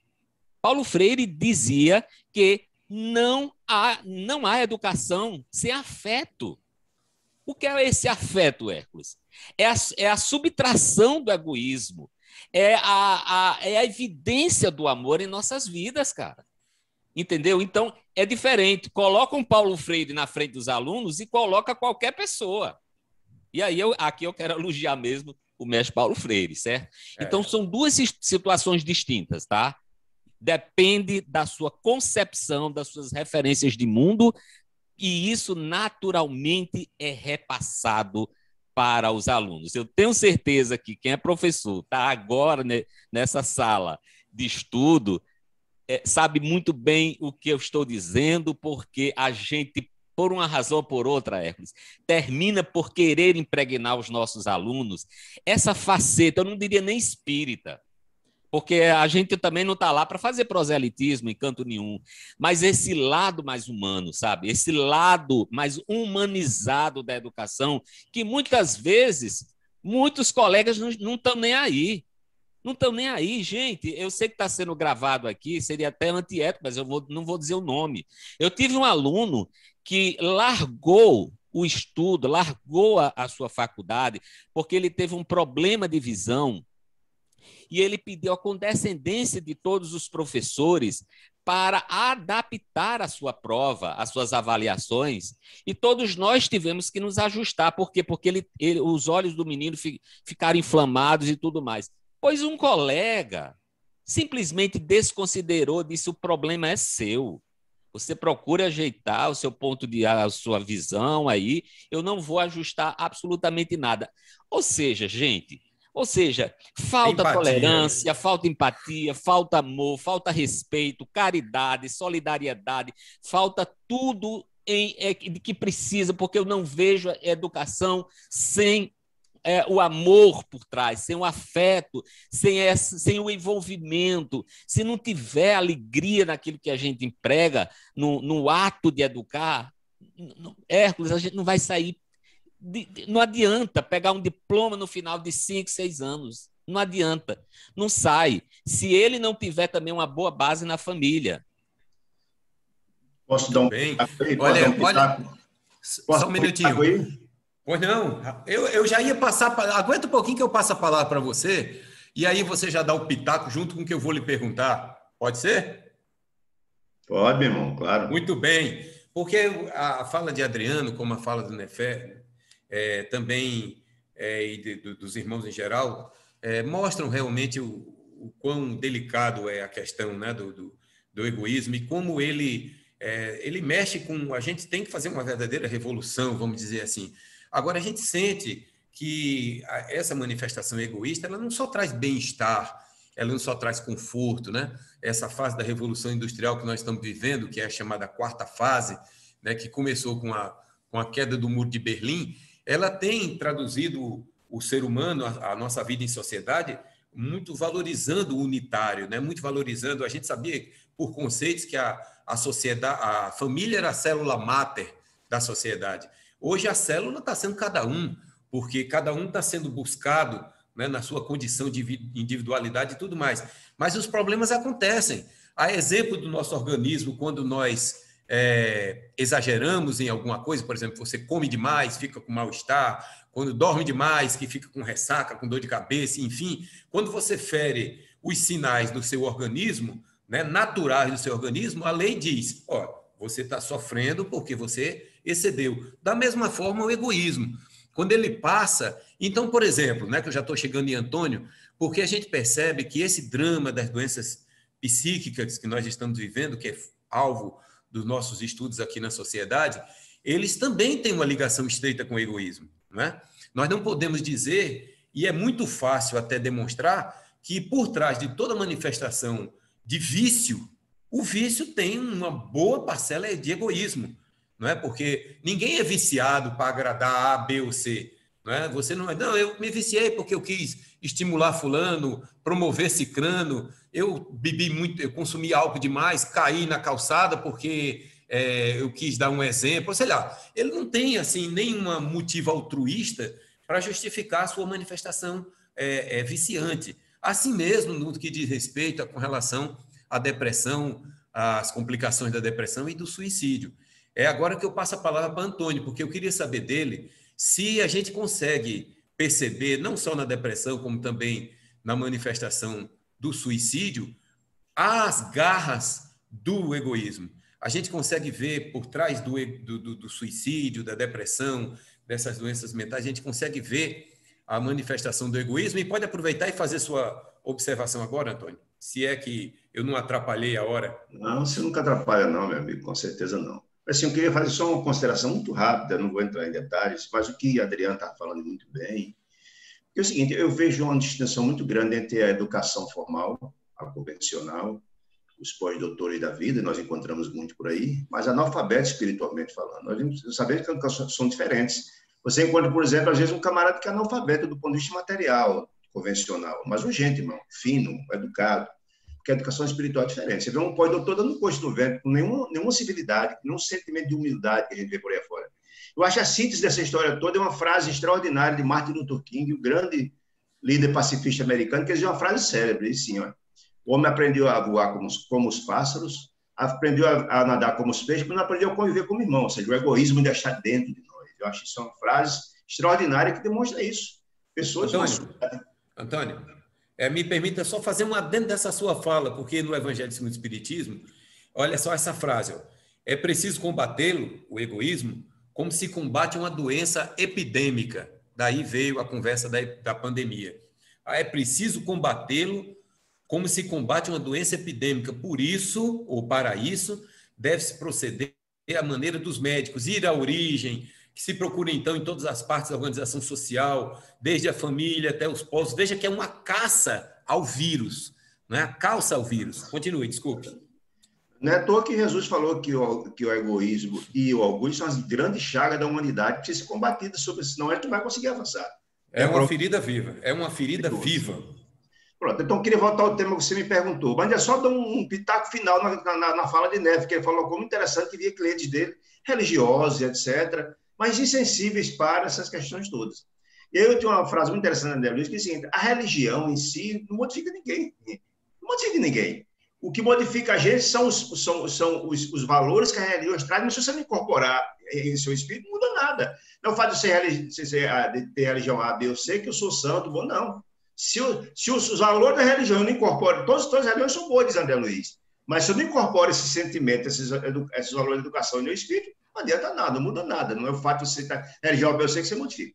Voltando à sua pergunta da história do suicídio e egoísmo, eu penso que o suicídio é uma coisa tão grave, tão traumática, que eu acho que a gente só estabelecer a questão do egoísmo no suicida seria simplificar algo que é muito complicado, no meu pensar. Porque eu acho que ninguém chega ao suicídio, que é a medida mais dramática, você atenta contra o patrimônio mais sagrado que Deus lhe deu, que é a vida, né? Por querer, não é uma coisa muito singela. Alguém que chega a um patamar de suicídio está vivendo uma dor profunda, é um problema muito grave, é um problema de ordem familiar, é um problema de ordem... Enfim, pode até ser até espiritual, um problema obsessivo grave, né? E nós somos acostumados a ver isso. Ou seja, é um momento de muita dramaticidade. E acredito, até falando com o Hércules certa feita sobre esse assunto, que eu acho que, na verdade, o suicida normalmente é alguém que desconhece, ou não chegou, não tem a maturidade espiritual, não conhece o Evangelho de Jesus, por exemplo. Como Jesus nos falava, que nós somos filhos de Deus, que a felicidade vem com o tempo, mas ela é meritocrática, a gente precisa lutar, a gente precisa galgar essa felicidade, não precisa... E esse processo da felicidade que Deus a todos nós deseja, que o Pai a todos nós está posta, ela é um processo, ou seja, tem altos e baixos, quedas e levantes, tristeza e alegria, e faz parte da nossa caminhada no processo de maturidade. Então, alguém para chegar ao suicídio precisa estar numa situação de muita dramaticidade, de muita profunda dor, não é? Agora, existe assim um pé da questão do egoísmo, porque a pessoa, quando está angustiado profundamente com um problema dos seus problemas pessoais, ele pensa em se livrar do problema que ele está passando. Ele acredita que, acabando com o corpo, com a vida, ele vai resolver o problema. E aí, onde a falta da compreensão do evangelho está aí, porque nós sabemos, e a doutrina espiritista com tanta beleza, que com a morte ninguém resolve o problema. Nós quando morremos, estamos com o mesmo problema. No caso do suicídio, muito mais agravado pelas consequências advindas do suicídio. Nós sabemos disso. Quem leu o Memória do Suicídio sabe o que nós estamos falando. Agora, onde é que entra a questão do egoísmo? Porque o egoísta está numa dor tão profunda, tão terrível, que ele quer resolver o seu problema. Ele desconhece que tem um monte de criaturas que dependem, que o ama, filho, esposa, marido, pais, irmãos, amigos, enfim. E alguns que dependem economicamente e afetivamente deles. E os dramas que provêm daí, e tem um detalhe interessante, e a doutrina espírita mostra isso. Ele, quando desencarna, vai encontrar todas as dores do suicídio, nós sabemos que são terríveis e lancinantes, mas depois as responsabilidades que advirão da falta que ele se comprometeu quando desencarnar, queria cuidar do filho, da mãe, do pai, do irmão, etc., isso também vai ficar debitado na conta dele. Então, além de, na verdade, ele não resolver o problema, porque ele vai continuar a viver muito mais problemas, será também adicionados as dores que os familiares terão em decorrência da vida dele. É o filho que desandou, que não teve assistência, não teve... Além da parte emocional, que é importante, nós sabemos que ninguém substitui um pai ou uma mãe, ninguém substitui. Além da parte da afetividade, que é fundamental, tem a questão da assistência material mesmo. E muitos dos suicídios, às vezes, vivem uma situação muito dramática em função de uma partida precoce de um pai, de uma mãe, de um irmão. Mas eu acho que só atribuir a questão do suicida ao problema do egoísmo, eu acho que é pouco, é algo muito mais dramático. Inclusive, ele tem visto espíritos suicidas, que é terrível. Perfeito, né? Perfeito. Imagina uma dor muito profunda, às vezes um processo obsessivo dramático, né? Antônio, eu concordo, é claro, o egoísmo, eu diria assim que o suicida, que por acaso, entre as coisas que o cercou, que afinal de contas ele entendeu que precisava sair daquela dor, fugir daquele problema, né, que ele esqueceu definitivamente em derredor. Eu ouvi uma palestra de Raul Teixeira, ele falava nesses níveis, né?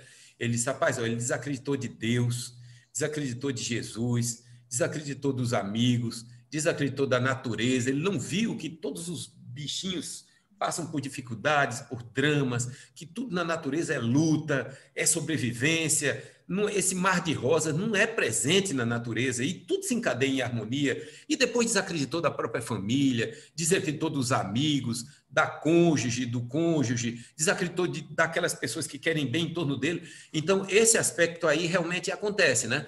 Da pessoa, quando entra no problema que vai causar, vamos dizer assim, supostamente a depressão ou o suicídio, e ela não olha mais.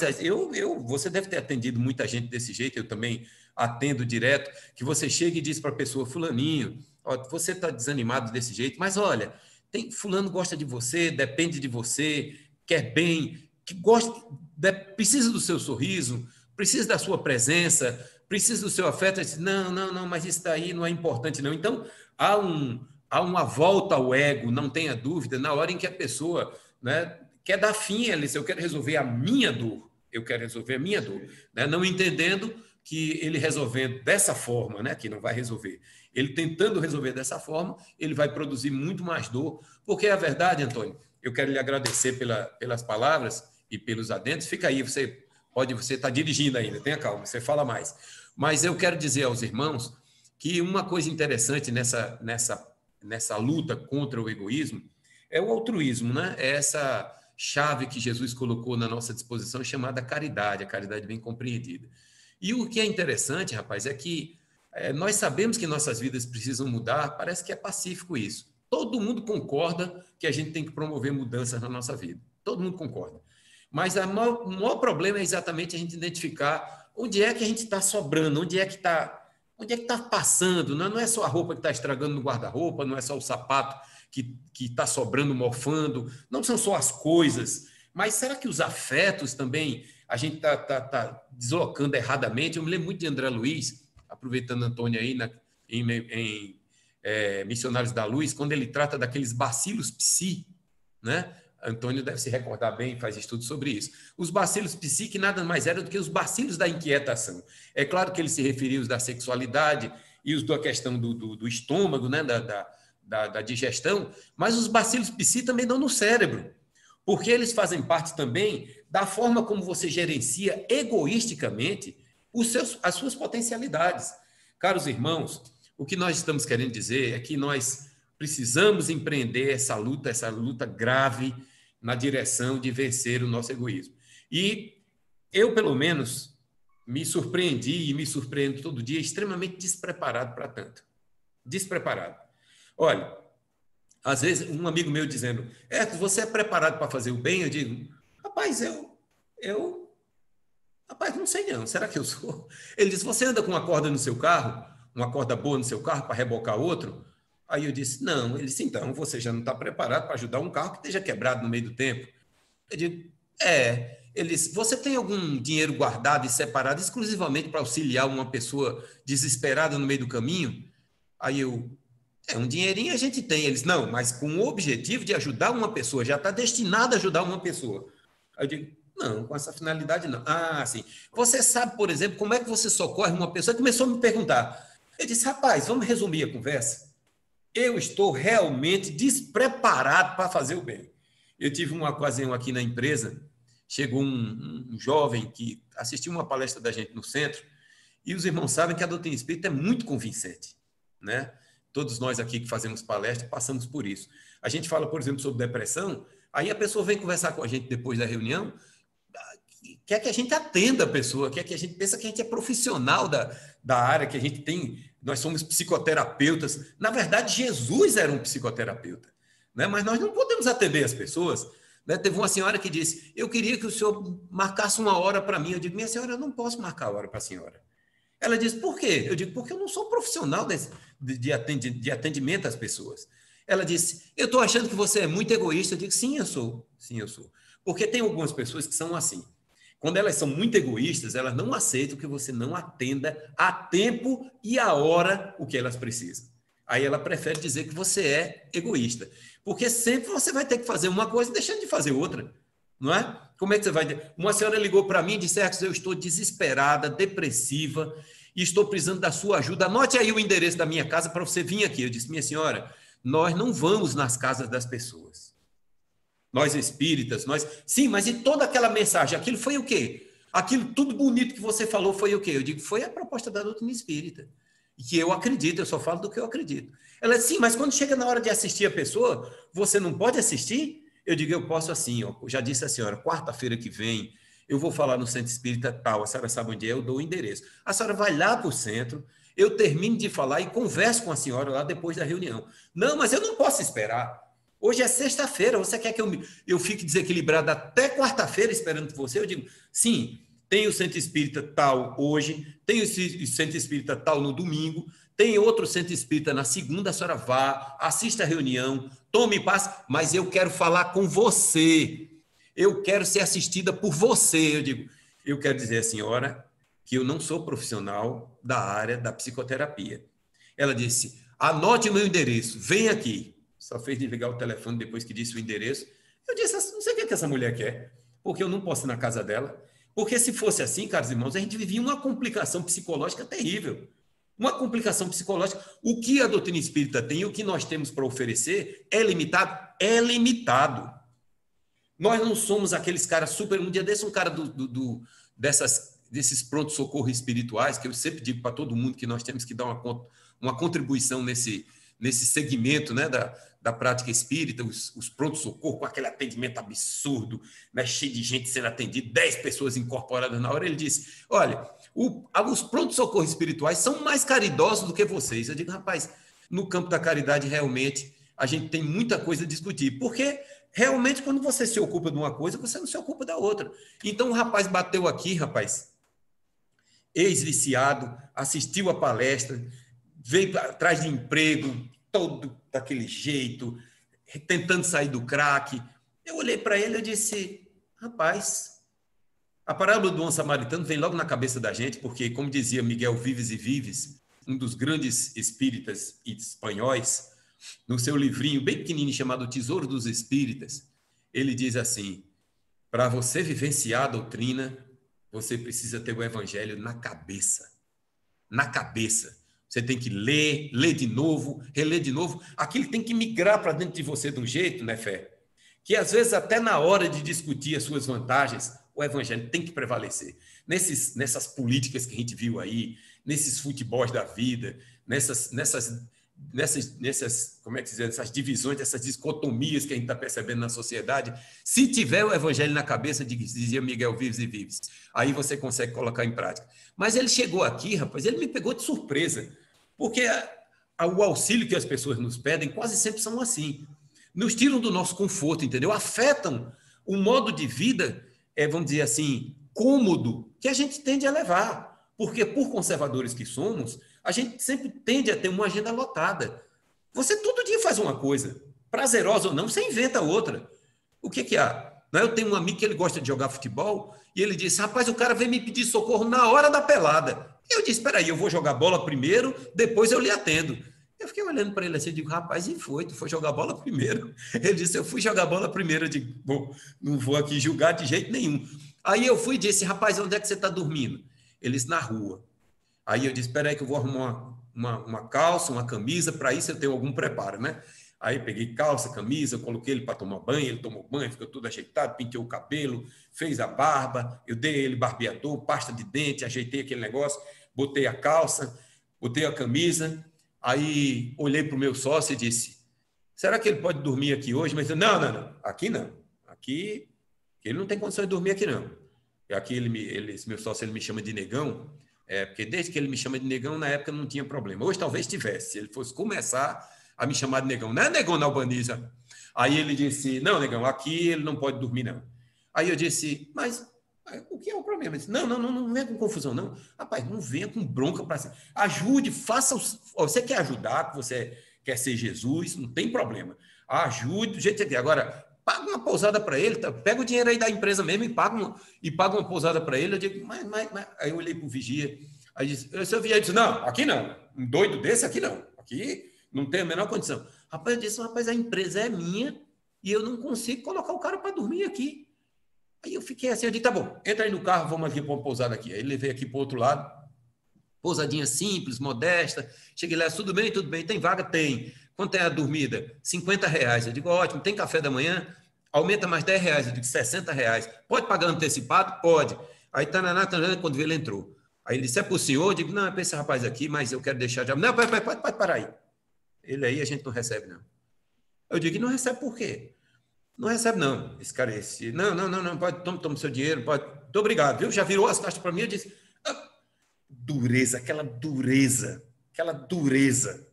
Aí eu disse, entra aí no carro, tem outro ali na frente. Cheguei lá na frente, a mesma coisa. Não, nem venha com esse cara, não. Eu digo, tu já andou aqui? Não, nunca vim aqui. Eu digo, resultado, fui encontrar uma outra que eu não sei nem se ele ficou. Ele disse que ia conversar para ver se conseguia ficar. E eu tinha uma palestra, olha o contrassenso. Olha como os desafios são. E eu tinha uma palestra para sair. Eu digo, Senhor, eu fico resolvendo o problema do irmão, eu deixo o irmão resolvendo o problema dele e vou para a minha palestra.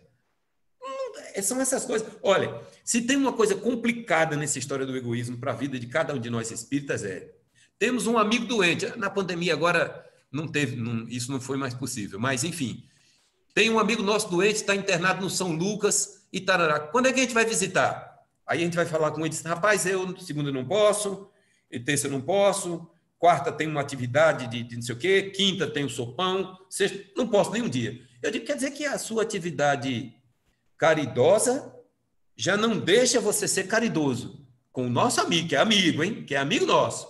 Mas é lógico, caros irmãos, que isso está errado. É claro que a gente não pode ter uma agenda lotada. É claro que tem que ter um espaço na nossa agenda para o próximo. É uma exacerbação do egocentrismo. A gente não pode viver de tal sorte que a gente não tenha como socorrer alguém.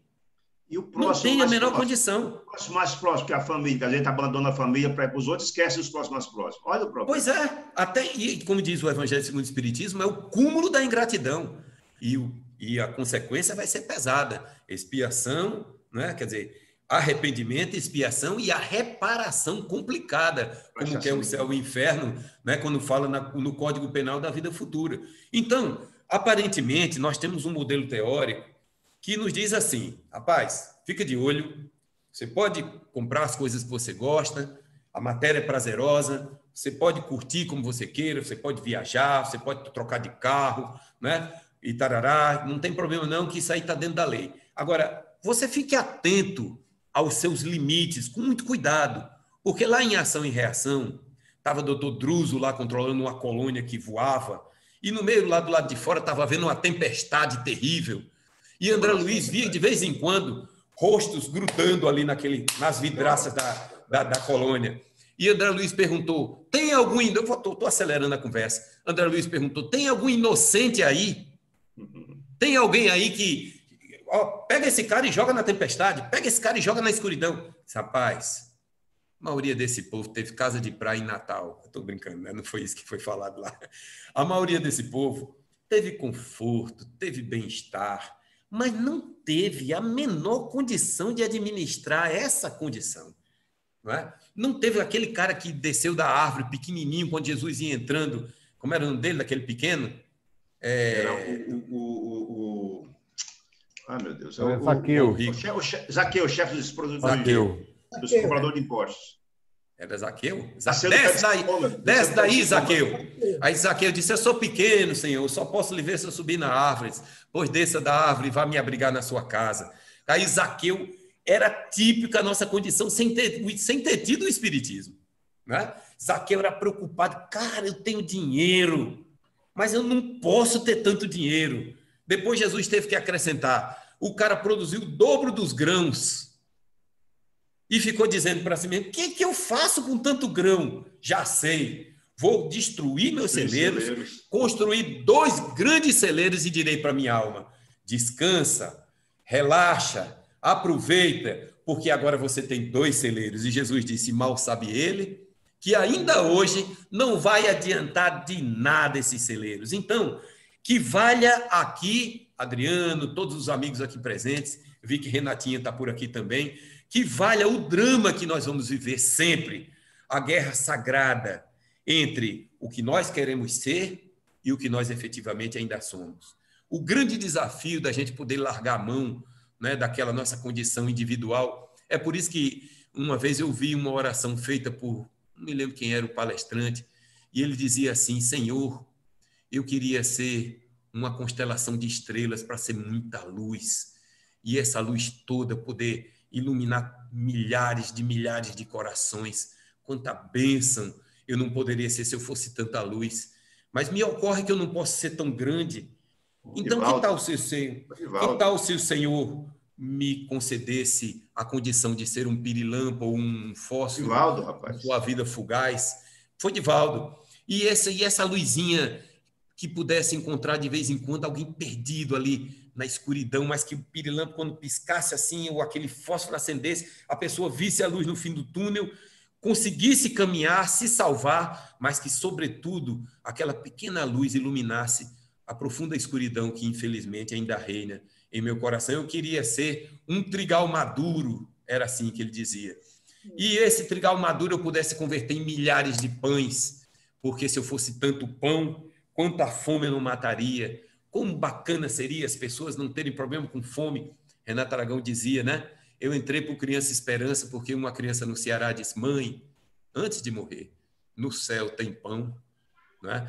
Mas eu não posso ser tanto, Senhor. Então que eu seja, por exemplo, uma mãozinha de trigo e que eu pudesse me converter em apenas um único pãozinho, mas que esse pãozinho encontrasse uma pessoa desgraçada de fome, sofrendo horrores, e aquele pequeno pão pudesse ser o alento daquele instante, não para sempre, claro, mas que naquele instante ele matasse aquela fome. É ruim entender o evangelho com fome, e ele pudesse entender as lições, as vidas todas. Eu sempre me recordo, quando falo isso, de Dr. Bezerra de Menezes, que testando o microfone disse, confia em Deus. Podia ter dito 1, 2, 3, som, né? E de repente entrou um rapaz, disse, quem era que estava dizendo aqui, confia em Deus? O Dr. Bezerra disse, sim, foi eu quem disse. Ele disse, eu também quero confiar em Deus. Ele estava com a arma na mão, ia se matar no terreno do lado, quando escutou o microfone sendo testado. Doutor Bezerra disse, não tenho nada para lhe dar, eu só tenho um abraço. Não foi nem um pão, foi um abraço. E esse abraço transformou a vida daquele cara. Hein? É o pão espiritual, é o pão espiritual. É o plano espiritual. Então ele disse, mas seria tão bom, rapaz, que aquele pequeno pão também pudesse aplacar, infelizmente, a fome que declaradamente ainda reina nesses animais terríveis que muitas vezes deixamos passar dentro dos nossos corações. E, por fim, eu gostaria de ser uma chuva abençoada que pudesse reverdecer a terra inteira, o sertão, encher os barreiros. Eu sempre me lembro do Itãs, né, coitado, que está seco lá em Caicó. Não demais para não estourar tudo, mas só para deixar tudo verde, aparecer de volta o mocó, o peixe que aparece do nada dentro dos barreiros. Né? A gente fica olhando aquele barreiro seco e diz, aí não tem mais nada. Na primeira chuva que dá, aparece peixe, parece que eles ficam escondidos dentro do barro, né, Gilvan? Ficam tudo ali intocado, esperando que a vida venha naquele milagre fantástico caindo do céu. Se eu pudesse ser a chuva a perder de vista, quanto bem eu não faria. Mas consente, Senhor, que eu seja apenas um copo de água fria, que pudesse encontrar alguém trincando de sede. Com fome a gente aguenta alguns dias, mas com sede. Quando fura o radiador, a coisa toda muda, você não se desloca quase nada. E aquele copo d'água pudesse dar uma tranquilidade momentânea, aquela alma ressecada, e ele pudesse dizer, dar aquela respirada, poder fazer uma prece, poder evocar as forças superiores, mas que, sobretudo, aquele pequeno copo d'água pudesse matar e aplacar o terreno ressequido, que infelizmente é muitas vezes o nosso próprio coração.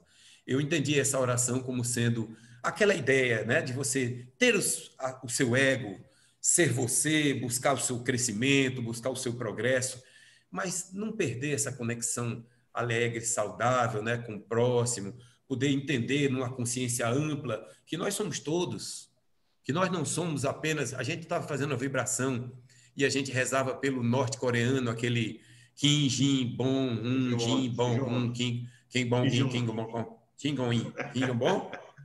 E a gente rezava dizendo assim, meu Deus, aquele homem tem que se desarmar, aquele homem tem que parar de testar aqueles foguetes, aquele homem tem que entrar em paz, a Coreia do Sul já está toda armada, o Japão já está todo preparado, a China já está toda assanhada, não pode ter guerra. Vamos jogar luz na cabeça dele. Naquela cabeça, e era fácil acertar a luz, né? Porque a cabeça do Kim Bong-jin é um negocinho mais ou menos, antiga, reencarnado do Ceará, né? Agora reencarnado na Coreia do Norte. E a gente vibrava também pelo barbeiro dele, porque o cara que cortou o cabelo de Kim Bong-jin não é um cara que precisa de luz também. Aquela luz, a gente imaginando, jogando aquela luz, disse, meu Deus, será que a luz chega lá? E, de repente, rapaz, Kim Jong-un foi se acalmando, teve as Olimpíadas de Inverno, se juntou com a Coreia do Sul, começou a sorrir. Eu digo, a luz chegou! A gente não pode entender que a gente tem limitação de oração, limitação de prece, limitação de amor, não. O amor chega lá. Um dia desse a gente teve notícia que a gente vibrou pelo terremoto que teve no Japão, teve espírito vindo agradecer lá no Japão. Não tem limite, nem espaço, nem nada para esse amor chamado caridade, que é o grande passo que a gente vai dando. O bem faz tanto bem a gente que pode até parecer de novo o egoísmo. Né? É tão bom fazer o bem que às vezes a gente, quando faz bem porque faz bem, até parece que a gente está de novo com interesse pessoal. Mas que seja. Que de início a gente comece assim, né, vibrando, né, dizendo assim, eu quero estar em paz. Por isso, a sociedade moderna diz que o egoísmo é uma prática de equilíbrio na sociedade. É preciso que ela tenha. Nós temos até certo ponto que concordar, porque faz bem, você vê que está tudo funcionando, você cuidando da sua vida. Mas nós precisamos transcender. Nós precisamos atingir aquela consciência transpessoal que dizia o psicólogo lá, o Wilber, né? Ken Wilber, que ele dizia assim, a gente tem que atingir aquele estágio holístico, transpessoal, de entender que sua consciência é a consciência do outro, que o seu irmão é uma extensão de você, e que aquele rapazinho que fica pedindo no sinal, bem que poderia sua alma gêmea sendo reencarnada agora, e que está esperando somente que você troque um olhar com ele, para que você possa reconhecê-lo. Então, meus caros irmãos, é um desafio e tanto essa temática. Agora, tão urgente quanto é urgente a psicologia, quanto é urgente a transição planetária, né, Antônio? Tão urgente como todas essas coisas, porque é uma guerra pessoal, cotidiana. Ney Preto Pérez, naquele livrinho, o Manual Prático do Espírito, ele diz, é uma luta de agora, é uma luta de já, é uma luta de que quem não acordou, claro que nós estamos chovendo numa olhada aqui entre nós, mas a gente precisa estender, como o Nefé bem colocou. As coisas têm que ir para a educação, têm que ir para a justiça, têm que ir para os meios religiosos, têm que entender que a prática tem que ser no cotidiano. Chegou um jovem lá em casa, extremamente evangélica, tudo citando as escrituras e tudo mais, mas a filha dele tinha engravidado de um estupro. E ele estava só esperando a hora do médico promover o aborto. Aí eu disse para ele, eu digo, mas o senhor concordou em fazer o aborto na sua filha? Aí ele disse, claro que concordei, minha filha não vai ter um filho de um marginal, de uma coisa. Eu digo, mas o senhor não disse que é evangélico? Aí ele disse, sim, por quê? Eu digo, então o senhor sabe que aquela criança é seu irmão, como Jesus disse que nós somos todos irmãos, e o senhor sabe que aquela criança não precisa pagar pelo erro de todo mundo? Aí ele disse, não, isso aí não tem nada a ver com o evangelho, não. A justiça já autorizou e o menino vai ser tirado porque minha filha não vai viver, e eu não vou ficar olhando para uma criança daquele jeito. Eu disse, eita, como está longe o desafio. Eita, como está distante a gente chegar naquele ponto. Então, caros irmãos, eu encerro aqui minha modesta fala e quero até perguntar se alguém mais quer dizer alguma coisa.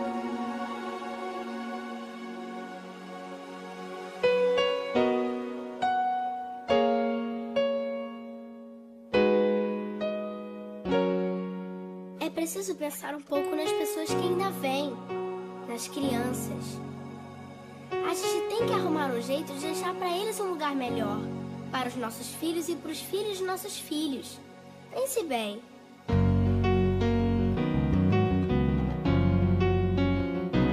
Deve haver um lugar dentro do seu coração, onde a paz brilhe mais que uma lembrança. Sem a luz que ela traz, já nem se consegue mais encontrar o caminho da esperança. Sinta, chega o tempo de enxugar o pranto dos homens, se fazendo irmão, estendendo a mão. Só o amor, mundo que já se fez, e a força da paz junta todos outra vez. Venha, já é hora de acender a chama da vida e fazer a terra inteira feliz. Se você for capaz de soltar a sua voz pelo mar, como prece de criança, deve então começar. Outros vão te acompanhar e cantar com harmonia e esperança. Deixe que esse canto lave o pranto do mundo pra trazer perdão e dividir o pão. Só o amor, mundo que já se fez, e a força da paz junta todos outra vez. Venha, já é hora de acender a chama da vida e fazer a terra inteira feliz. Quanta dor e sofrimento em volta a gente ainda tem, pra manter a fé e o sonho dos que ainda vêm. A lição pro futuro vem da alma e do coração, é buscar a paz, não olhar pra trás. Com amor, se você começar, outros vão te acompanhar e cantar com harmonia e esperança. Deixe que esse canto lave o pranto do mundo pra trazer perdão e dividir o pão. Só o amor, mundo que já se fez, e a força